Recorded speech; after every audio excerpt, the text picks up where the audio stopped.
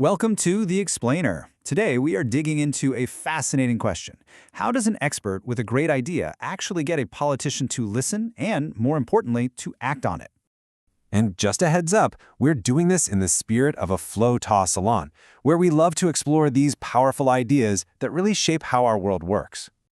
So the source for today's explainer is this really fantastic paper from a top-tier publication, the Journal of the American Planning Association. It's a huge deal in the world of urban studies.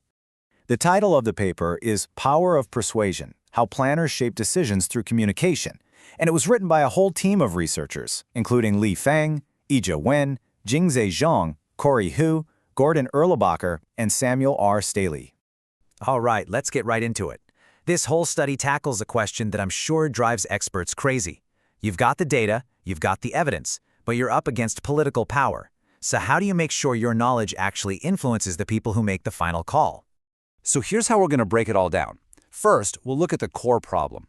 Then we'll see how the researchers actually studied this. After that, we'll unpack the three big findings, and finally, we'll wrap it all up with the key takeaways on how to be more influential. Let's start with the central challenge that urban planners, and honestly, experts in just about any field have to deal with. They've got all this technical knowledge, they can see the big picture, but they don't have the final say. They can give all the advice in the world, but at the end of the day, it's the politicians who decide. And make no mistake, this isn't just a small, everyday frustration. The paper makes it clear that this is a serious, system-wide problem. It forces people into tough ethical spots, it gets in the way of solving huge crises like housing and traffic, and sometimes really talented experts just get fed up and quit. Okay, so the big question is, how on earth do you study something that happens behind closed doors? Normally, all this communication is hidden from view, but this research team got incredibly lucky. They found a one-of-a-kind opportunity. They got their hands on an absolute treasure trove of data. More than 21,000 emails from the city of Tallahassee, Florida. And get this wasn't just some random sample. These were emails the FBI subpoenaed for an investigation, which gave the researchers a completely raw, unfiltered look at how the city really worked. And we're talking about a massive amount of data.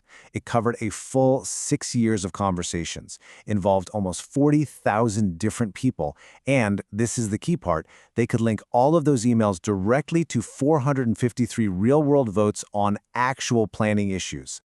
So what do you do with all those emails? Well, they use some seriously cool methods. First, with something called text mining, they could figure out the emotional tone of every single email. Was it positive, negative, or neutral? Then, using social network modeling, they could literally map out who was talking to whom and how those relationships influence the actual votes. And check this out. This image shows you exactly what they found.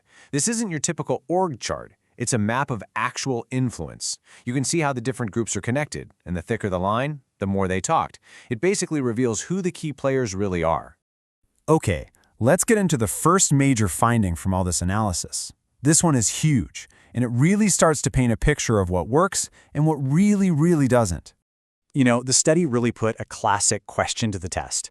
Is it better to just be persistent and keep sending messages, or is the tone of your message what actually convinces someone? Well, the answer couldn't have been clearer. So what's wild here is just how unbalanced the effects of tone were. A positive, happy tone definitely helped, but an angry or negative tone, it was wildly damaging. In fact, the data showed that negativity was more than 3 times as powerful in swaying a vote in the wrong direction as positivity was in helping it. Just one negative email could completely erase all the goodwill you've built. So tone is huge, but that's not the whole story. The researchers also found that who the message comes from, or rather, how many people it comes from, makes an enormous difference.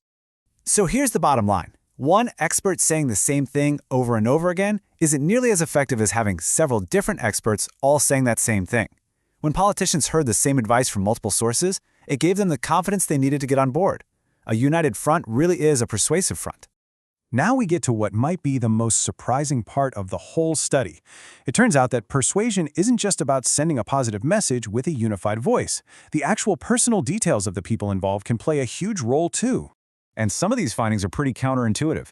For example, the data showed male politicians were actually less likely to be persuaded by other men.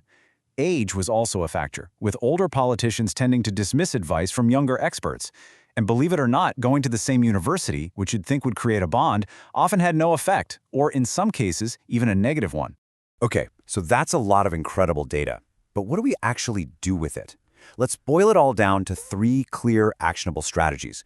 This is where the research becomes a real toolkit for anyone who needs to be more persuasive. Here are the 3 most important takeaways. Number 1, lead with positivity. It's the foundation for trust, and you have to protect it.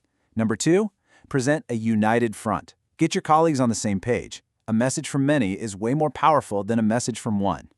And number 3, know your audience. Pay attention to those subtle personal things, because they matter. And that's really the ultimate goal here, isn't it? As the paper says, this isn't about manipulation. It's about building a bridge so that expert knowledge can actually get to where it needs to go, into the hands of decision makers, so that great ideas are not just heard, but are actually considered and acted on. You know, this study focused on urban planning, but you can see how its lessons on communication and collaboration could apply to almost anything. It really leaves you with a big question to think about. If we all got just a little bit better at bridging that gap between knowledge and action, what other massive challenges could we finally start to solve?